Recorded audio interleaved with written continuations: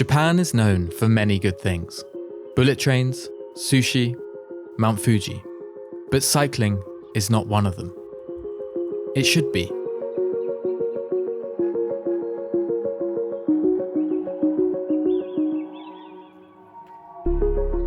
Ever since I moved to Japan in 2016, I had this itch to try and cycle the length of the country, from the humid jungles of the south to the mountains of the frozen north. Come to Japan in May, they said! The weather will be nice, they said! To meet new friends and old on the hunt for the best food that Japan has to offer. Be careful on the roads, a man got eaten 4 days ago by a bear. And discover the kind of remote, unvisited places that few people get the chance to see.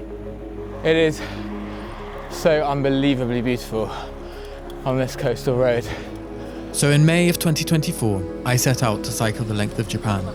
From the southern shore of Kyushu to the northernmost point of Hokkaido. 3,000 kilometers and 1 month of cycling across one of the most beautiful countries in the world.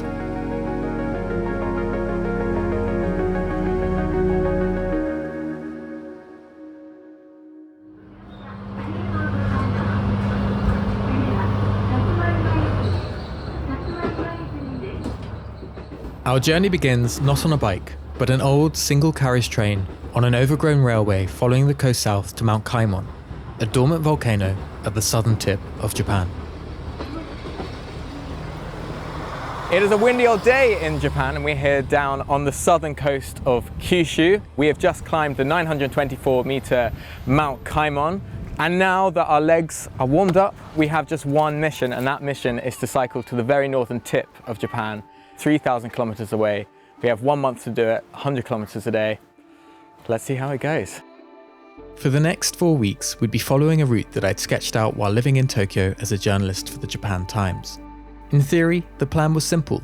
Ride almost 3,000 kilometers across all 4 of Japan's main islands to the top of Hokkaido, revisiting some of my favorite places in Japan and many remote, rural areas that I'd never had the chance to visit. But I'd never attempted to cycle anywhere near this ambitious before. 100 kilometers a day, every day, for a month, in a country that is 75% mountains.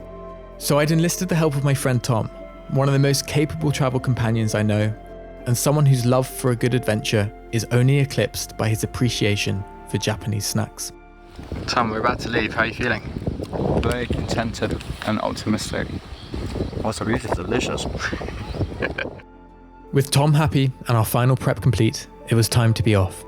So we set our compasses due north and started out through the freshly planted rice paddies and humid jungle of southern Kagoshima Prefecture. The whole of Japan lay before us, our adventure ahead unknown. With the wind at our backs, it was a breezy first day. Off in the distance we could see Sakurajima, Japan's most active volcano, gently erupting in Kagoshima Bay. But the good weather would not last. As we tucked into the first huge bowl of ramen of the trip, a storm was brewing. I think we're good. Showtime? Showtime. I think this is the wettest I've ever been on a bike. It is damp beyond belief.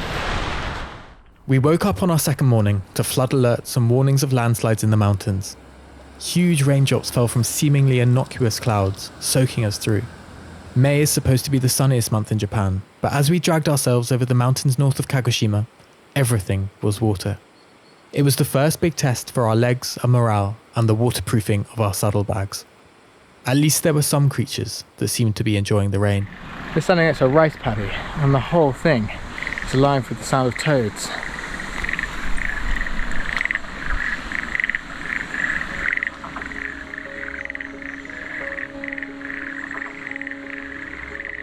The toads were clearly croaking for better weather, and it was working. As we crossed into Kumamoto Prefecture, the promised sunshine arrived. Above us, the bullet train roared through the valley, ferrying passengers effortlessly across the country. We took off after it in chase, but could never quite catch up. Still, we were handsomely rewarded for trying. Lovely little treat at the side of the road. A very full tree of ripe oranges. Absolutely delicious. Just had a couple, like a little half-time tea in a rugby game.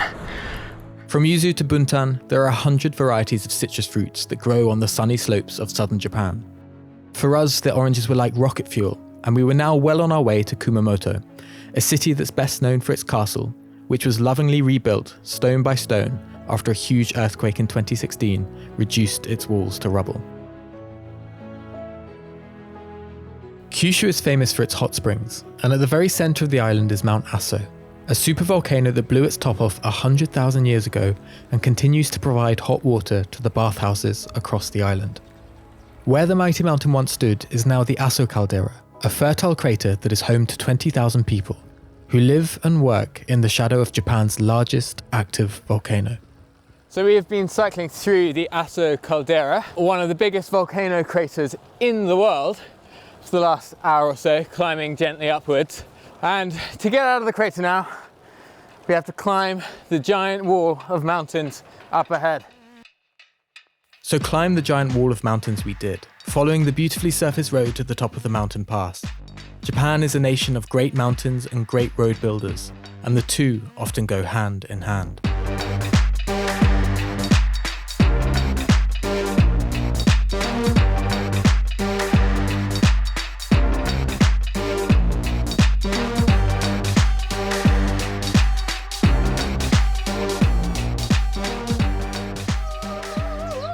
Oh, what a climb! What a climb! Out of the caldera and over the pass, we descended into a sleepy mountain village called Taketa. There we made new friends in the bathhouse and filled our stomachs with hot pot. Now almost 400 kilometers since we first left the southern shore.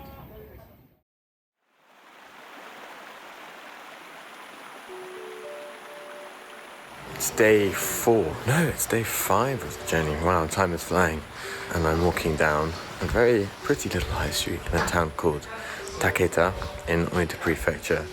My face is starting to shrivel up like a dried plum. Anyway, this is our last day on Kyushu, which is kind of hard to believe that our first island is almost done. After 4 days of climbing, we were now on the downward slope. We were bound for Usuki, a harbour town on the east side of Kyushu, where we'd board a ferry to Shikoku. Lovely, lovely day. About 110 kilometers in total today, and it's a beaut so far. Kyushu had been the perfect playground for us to acclimatise to the long days in the saddle. And with 5 days now behind us, I was starting to believe that we could make it to Hokkaido. But this was just the beginning of our adventure. Across the sea lay Shikoku, and 2,500 kilometers of cycling to reach the top of Japan.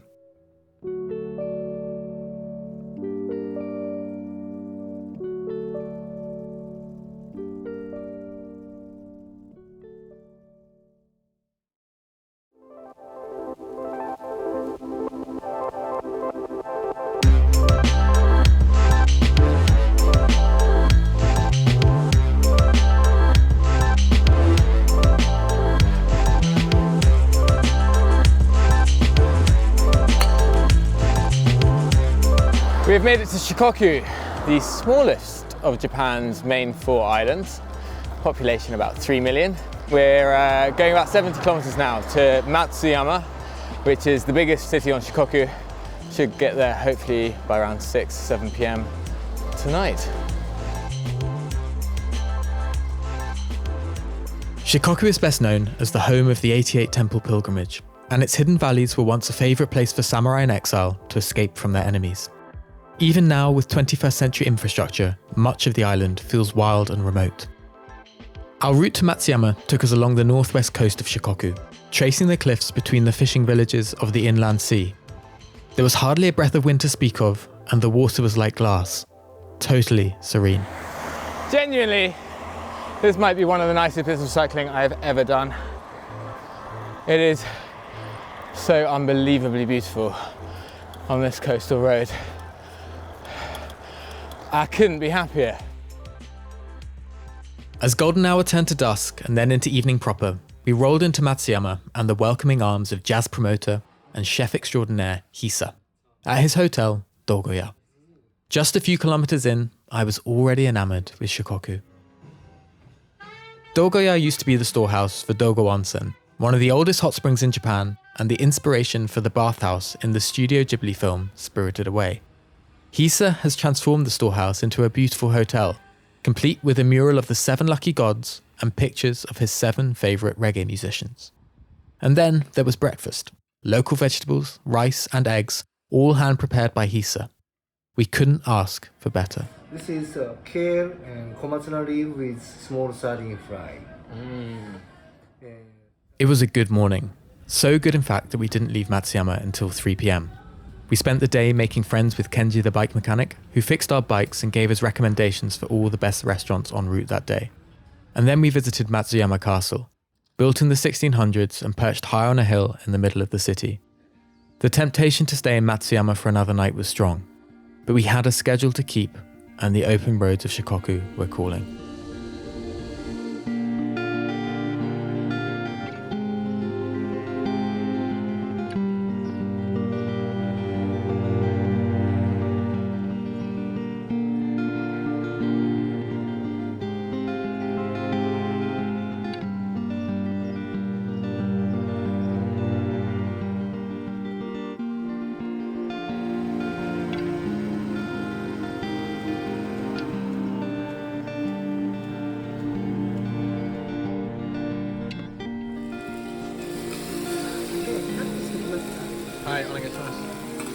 Quite late, but we have made it to Kenji's recommended okonomiyaki restaurant.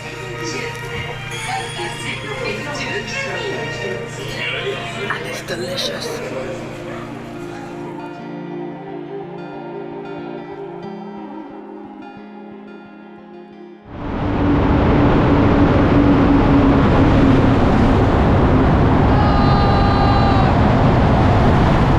What's the crack? Long, scary ass looking tunnel, but you know what tunnel means? Generally, Tunnel snacks? I was gonna say top of the hill, crest of the hill. So on the other side of that little sort of death pit is a nice view down to the sea. Good luck. Good luck. Apart from the scary tunnels and occasionally murderous trucks, Shikoku was mostly quiet farmland and citrus groves. It really felt like we were only scratching the surface, and in the mountains to our south lay wilder parts that we were sad not to be able to explore. Our route followed the valley, crossing back and forth over the Yoshino River, underneath a big open sky and the blazing sun. Halfway through a very hot day 7. Sun is out in full force. Really cooking us today. Done about 60k so far. 50k to the port. Just had a nice lunch at old 7-Eleven. Delicious. Definitely got the athlete's premium. Everything tastes great. We were fast approaching Tokushima and the ferry that would take us across to Honshu, the largest of Japan's 4 main islands. 2.5 days wasn't nearly enough to explore the island properly, and we left Shikoku wanting more. But Honshu was waiting, and the only way forward was north. You want to see some smut? Yeah. Ready for this? Crack it. Adult rated content. Oh my goodness. Oh.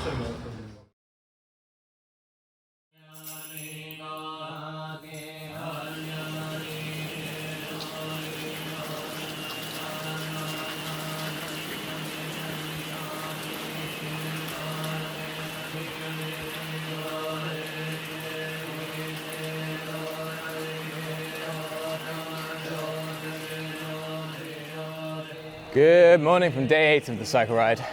We are cycling to Koyasan, and Koyasan is the big temple complex in the middle of Wakayama Prefecture. Started off with one temple founded by the monk Kukai in 819, so 1,200 years ago, and it's now developed into a center of Shingon Buddhism. The only problem with getting to said center of Buddhism is that it sits atop a mountain, 1,000 meters of climbing to get to the temples of Koyasan. However, before we could even consider the climb, we met a lovely family, Keita, Junko, and their 3 children, who own a restaurant called Sakana Store in the small village of Katsuragi. It was a Sunday and the restaurant was closed, but they opened it up for us and fed us a lunch of wild deer sausages and homegrown salad. Once we were done playing with Transformers and eating our lunch, it was time to climb. And Tom, with a newly acquired frying pan in his saddlebag, quickly began to unravel.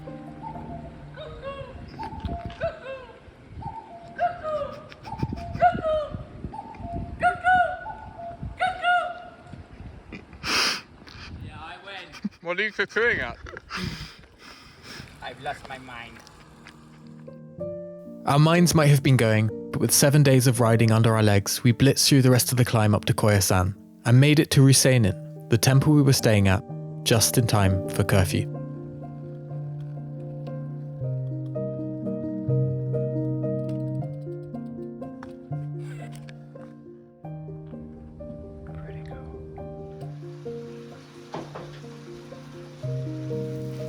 For dinner, we were served shojin ryori, Buddhist vegetarian food eaten by monks and guests alike.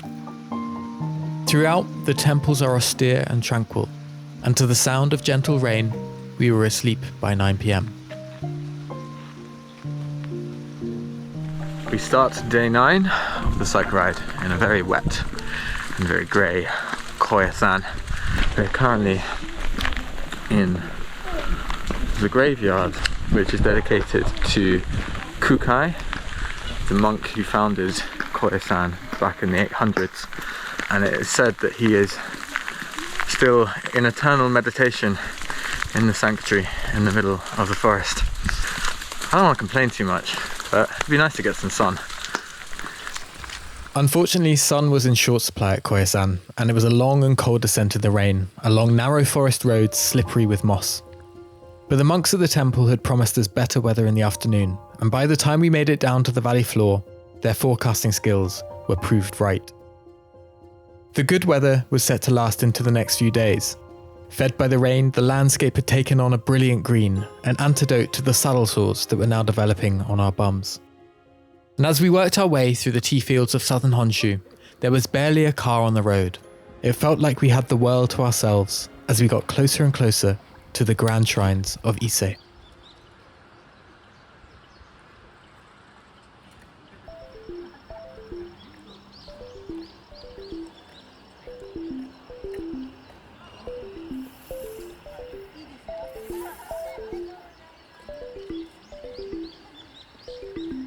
It is 7 in the morning, the start of day 11 of the cycle ride.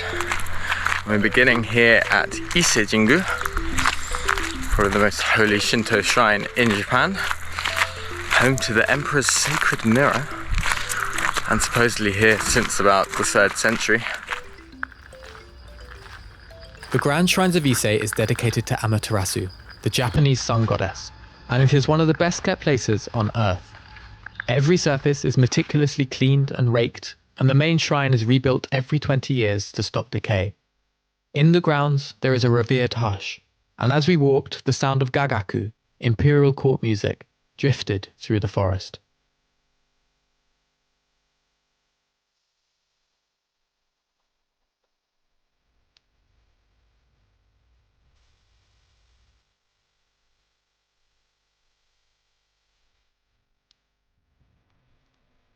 After leaving the shrine and a quick ferry across Ise Bay, our immediate priority was to find lunch. And at the ferry port, we stumbled across a string of restaurants serving the catch of the day. Elegantly arranged fish over rice, and the biggest oysters either of us had ever seen.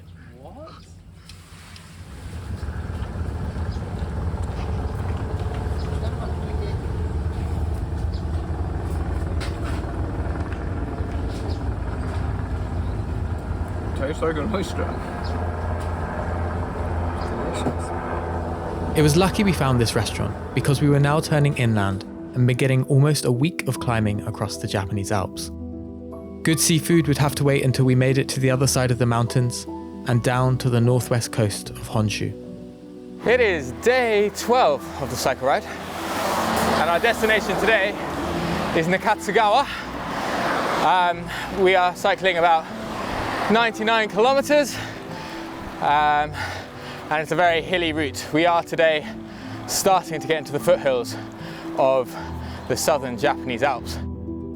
Even as its countryside depopulates, Japan loves to build new roads and new tunnels that make old roads and old tunnels obsolete. Entering these old tunnels is like going through the wardrobe into Narnia taking you into a fantastical world that is only accessible for a brief period of time. Sometimes you luck out with an unused road that is still clear of debris. Other times you end up in the construction site for a new mega dam, or find a road washed away by a landslide. Nature will eventually reclaim these old roads and they will be lost to history. But for us, each one was a new side quest as we worked our way across the Alps. Eventually we joined up with the Nakasendo, an old walking road used in the 17th and 18th centuries by Japan's ruling class to travel inland between Tokyo and Kyoto. Villages known as post towns popped up along the road to service the travellers, some of which, like Magome, are still well preserved today. Today is the big stage, the Queen stage. We are cycling 117 kilometers, 2,100 meters up through one of my favorite valleys in Japan, which is the Kiso Valley. We're heading up to the post town villages of Magome and Sumago, which are old, beautifully preserved mountain villages. A lot of big climbs today, but it's a beautiful day for it.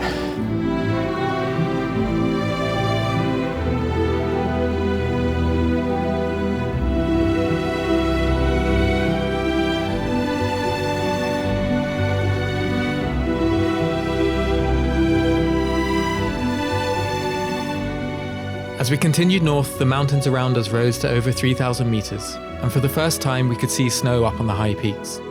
After a long day of climbing, and with the sun beginning to set, we made it at last to Matsumoto, the largest city in the Alps, and the end of our second week of cycling.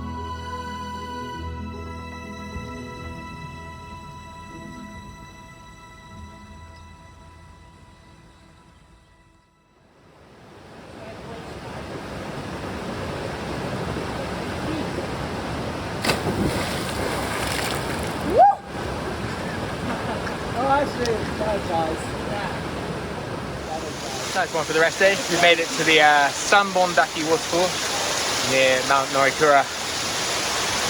Beautiful. One of many running down from the snowpack above. Can't quite believe it. We've been cycling for 2 weeks now. Yesterday we had a lovely rest day. Now we are back on the road, getting some kilometers under our legs, and we are cycling today to the ski town of Nozawa Onsen. I think my saddle sores have improved slightly with the rest day. My legs are certainly feeling good for it, but we'll see for how long that continues.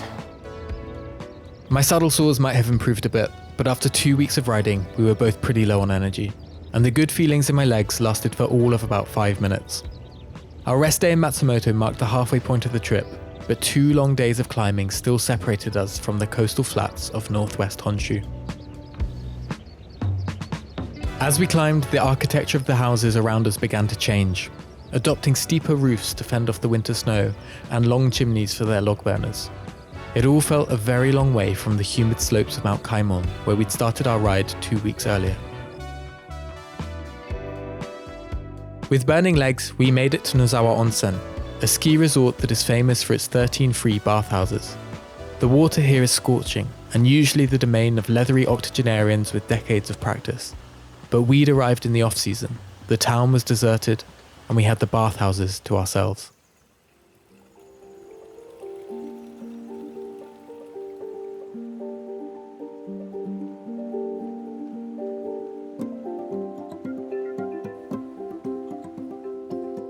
We were coming up to the end of our time in the Alps and fast approaching the flatlands of Niigata Prefecture, a long slog of a ride through the rural industrial fringe of the country. After 5 big days of climbing through the Alps, we were exhausted, a feeling not helped by the pervasive grey of the Niigata countryside. It sucks. The whole thing sucks. We haven't seen any of it, but I can tell it sucks. And we're going now, and I don't know why we're filming, because we should be cycling away from Sanjo. Even stumbling across a make-your-own rice cracker factory failed to raise the mood much. If there was a low point to the trip, this was it. Stop for a snack. Lovely little onigiri rice ball. Feeling pretty damn tired today, and I feel like the weather reflects the mood. It's just grey, grey, grey. Northern Niigata Prefecture now. Really don't know much about this area, and I can kind of see why no one really comes here that much. It is flat, it is grey, there's really not much going on. But northern Niigata wouldn't let me wallow in my despair for long. And just 100 kilometers around the proverbial corner, we reached a dilapidated and depopulating hot spring town called Tsunami Onsen, and the beginning of one of the greatest stretches of road in the whole of Japan.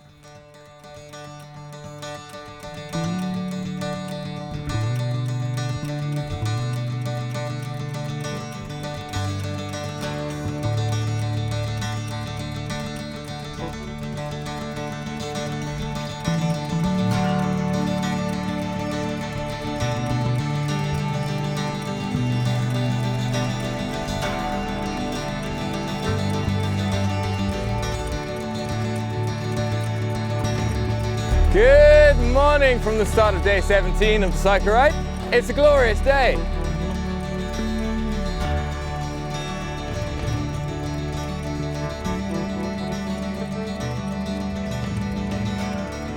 We'd discovered Route 7, which runs the length of the west coast of northern Honshu, and the weather god smiled down upon us.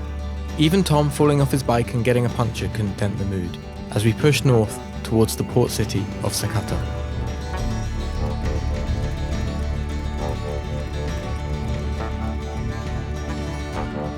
We are entering the city of Sakata. Still an absolutely gorgeous day. And the gift that keeps on giving up ahead of us now is Mount Chokai. It's absolutely stunning.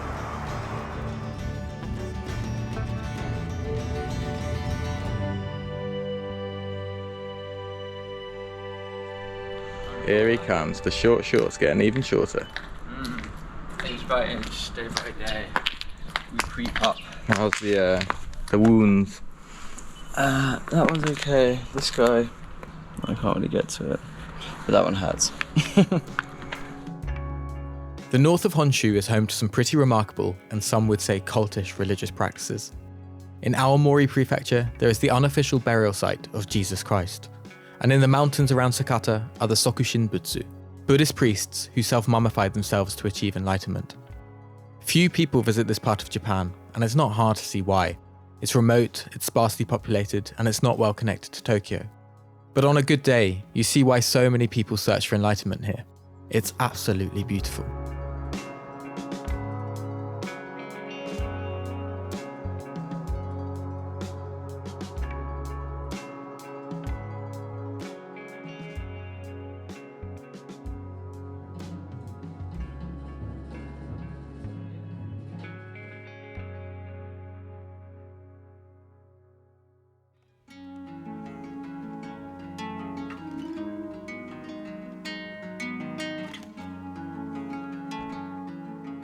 We are just leaving a little mountain village called Kazuno. Had a truly excellent night at a small guest house called Yazuka. Completely vegan, amazing husband, wife, chef, hotelier team put together such a good meal for us, both dinner and breakfast, and sent us on our way to Aomori just now with warnings of bears in the mountains. They said, be careful on the roads, a man got eaten 4 days ago by a bear. It was our last day on Honshu, and we were racing to get to Aomori, where we'd catch one last ferry across to Hokkaido. But before we could get there, it was back into the mountains and into bear country. As Japan's countryside depopulates, there are more and more encounters with wildlife, as the border between the human and the natural worlds becomes hazy. Boars are a nuisance for farmers, but bears can be dangerous, especially to people who go out foraging in the woods for bamboo. Luckily for us, none appeared, and we had the mountain roads all to ourselves. The forest is so lush all around. Beautiful shades of green. Real pleasure to climb through. Oh, this cycle ride was such a good idea, even when you're going uphill on tired legs. Japan, such a lovely place to cycle. Such a good place to cycle. Things only got better from there. Over the crest of the hill, we could see Aomori 500 meters below us, and the road to get there, well,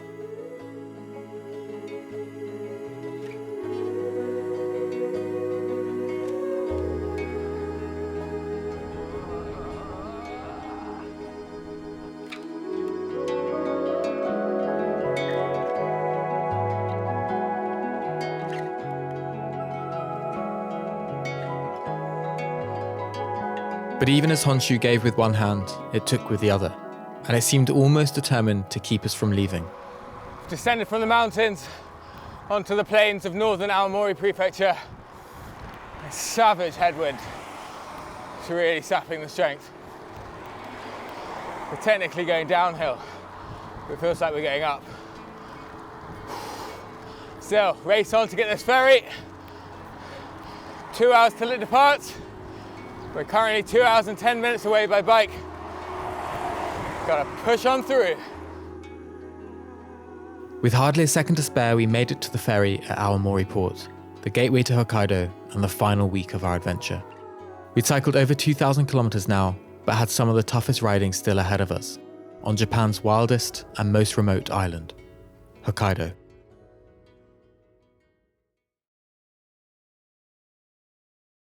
How are you doing? How are you feeling? I'm feeling really good. I just had like one of the most blessed sauna experiences of my life. That sauna was over-engineered for this hotel, that's for sure. There's a sauna enthusiast on the board of directors of this hotel, that's for sure. The Google Maps says that we're riding for 8 hours today, 120K. But I don't think we're gonna be that bad. I think we're gonna fly. I'm only worried about being sore in strange places. It's time to introduce a couple of new characters to the trip. We'd made it to the city of Hakodate at the southern tip of Hokkaido, and there we were joined by my friends Trent and Kaz, who I'd met climbing Mont Blanc in 2019. Both of them were first-time cycle tourers who'd rented e-bikes in Sapporo and hauled them onto the southbound train to come and meet us. Our team of 2 was now a gang of 4, all headed north together.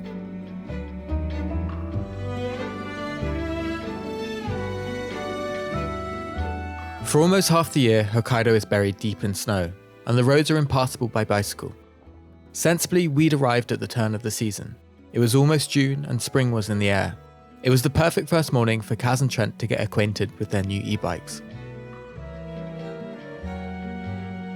As we cycled around the forested slopes of Mount Komogatake and down to Uchiro Bay, the air was thick with the smell of manure. Hokkaido supplies around a quarter of Japan's food, and all around us farmers were busy planting their fields to make the most of the narrow summer growing season.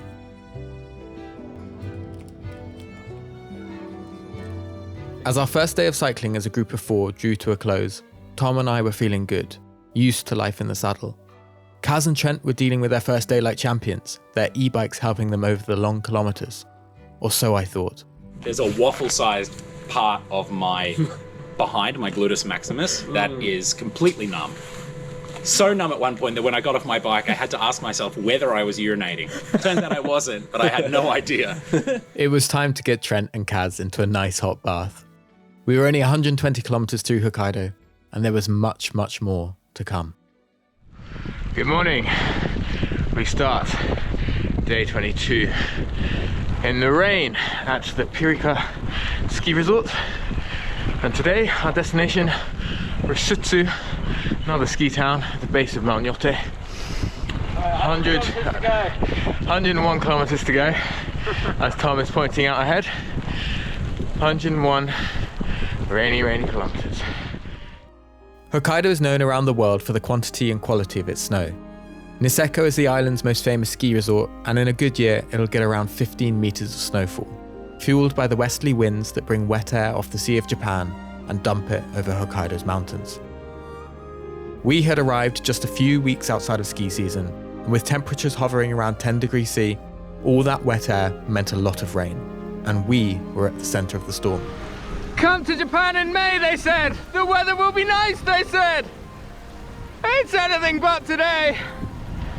Windy, rainy, cold. Hokkaido is kicking my ass. All day the grey clouds rolled in, bringing heavier and heavier rain with them. On days like this, the weeks on the bike suddenly seemed to compound and my legs felt empty. Even Trent's big old smile and the views of Lake Toya weren't doing much to lift my mood. 2 days in, and Hokkaido was pushing us to our limits.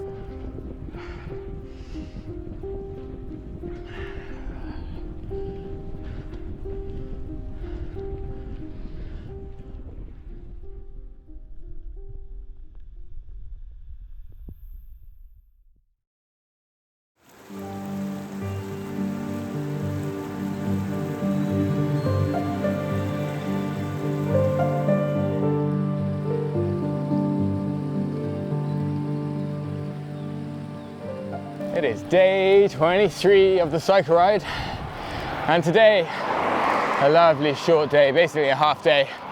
We are going 67 kilometers from Rusutsu to Sapporo. The rain and the wind that was beating us up so badly yesterday has disappeared. Still grey, cloudy, but we do have a little bit of sun coming through. Looking forward to exploring Sapporo. Haven't been there for a while. Might try and hit up a couple of jazz bars tonight or small music venues, something like that, just to do something a little bit different from the day-to-day riding and actually see a bit of culture.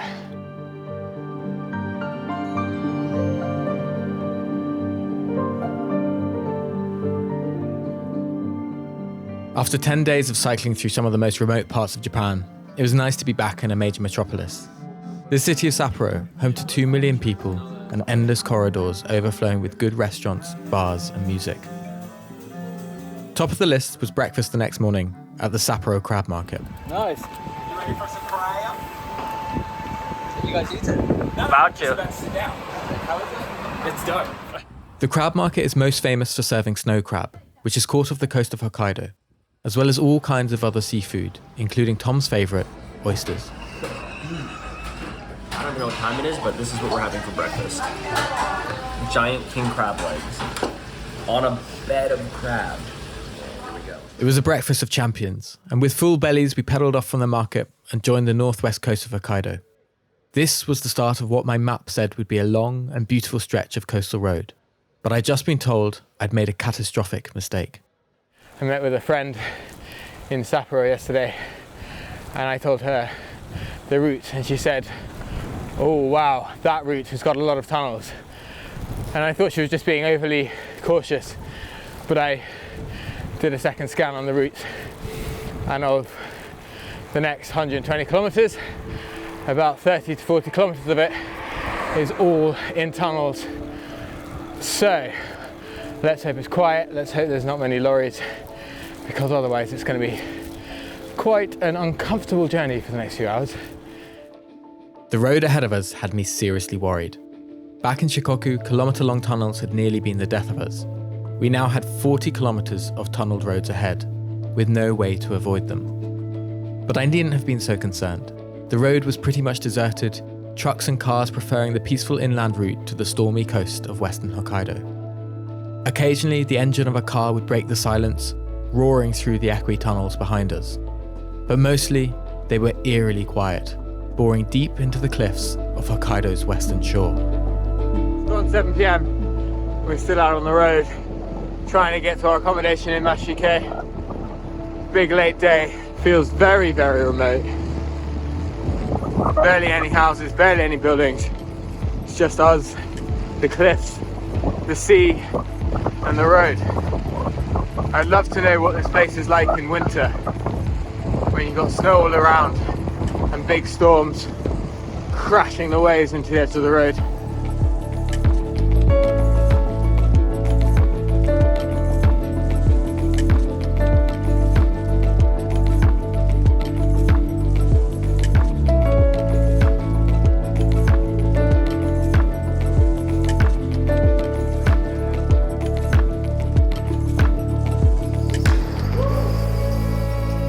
Eventually, after what seemed like days in the tunnels, we made it to Mashike, a frontier town that did not reveal itself to us until the next morning. Another cold and gloomy one in northern Hokkaido.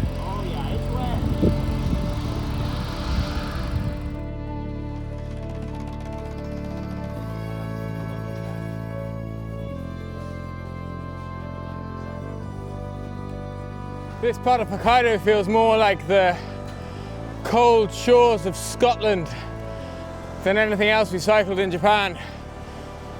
We're really pushing far north now in Japan, and the northerly latitude shows.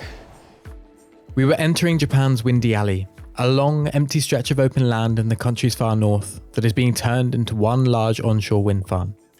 Unfortunately for us, that wind was pointed square in our faces, a 30-kilometre-hour headwind that seemed determined to stop us from finishing. Super windy last section to get to the top of Japan. Tough on the legs, great for renewables. These wind turbines are spinning. Looking out west, we could now see the snow-capped summit of Mount Mashiri, an island just 20 kilometers off Wakanai, Japan's northernmost city. We were in the final stretch. We'd made it to day 26, our penultimate day on the bike.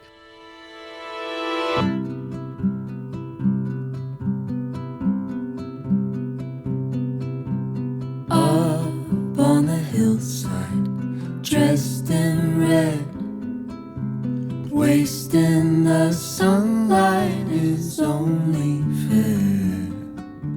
Wrong in what you can't right with me.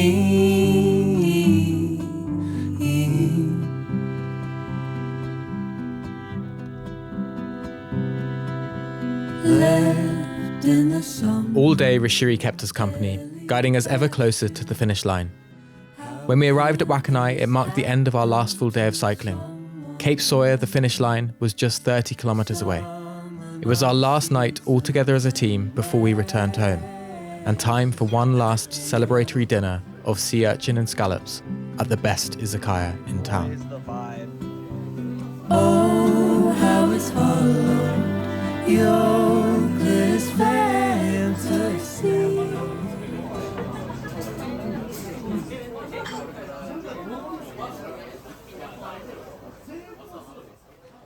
Start of day 27, and for the last time on this trip, we are up and on the road. Headed now for Cape Sawyer, Sawyer Misaki. It's calm, the wind's dropped. We've got a completely blue day above us. Should be 30 easy kilometers to get to Cape Sawyer. Our little victory lap. I'm so excited. I'm so happy to have made it. Ah, what a glorious feeling. Such an amazing trip through Japan. After almost a month in the saddle, I couldn't quite believe we'd made it to the finish. We were exhausted but elated, and as we rounded the northern coast of Hokkaido, I thought about all that we'd achieved. Over the past 27 days, we'd cycled nearly 3,000 kilometers from the southern coast of Japan to its very northern tip. We'd eaten enough good food for several lifetimes and found ourselves in parts unknown and unloved. Through it all, we'd felt the generosity and hospitality of everyone we'd met, some of the most kind and gracious people who'd helped us out when we were down. We'd been blessed by the monks at Koyasan, gotten lost through the forgotten tunnels of the Japanese Alps, and discovered Tohoku's other coastline. It had been a grand, grand adventure, and we'd been shown a side of Japan that few people ever get the chance to see. But it was finally time to finish. It was all down to this last stretch of road, the final few kilometers to Cape Sawyer. We've made it. Cape Sawyer, the northernmost point of Japan. Unbelievable.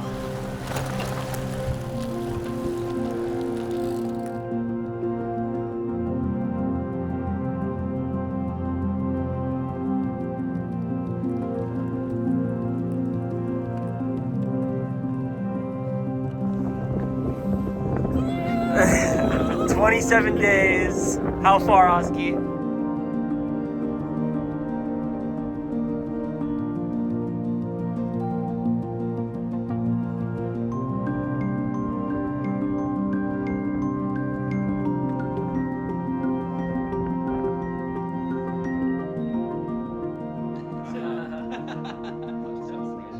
We're done. We've made it. It's been the ride of a lifetime. And if someone asked me, would you do it all over again tomorrow? The answer, an emphatic yes. I've enjoyed this trip so much. And thank you to everyone who helped make it happen. It's been so special. Thank you so much. And from the northernmost point of Japan, I bid you goodbye. And after the storm, oh the sun, and after the storm, light up the face of the mountain,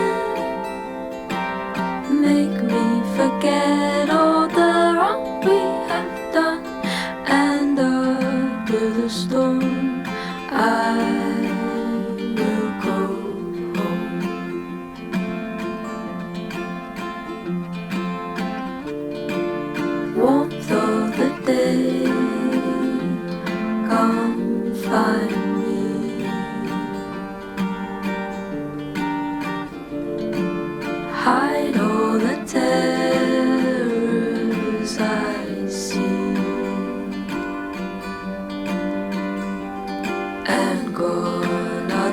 words you give.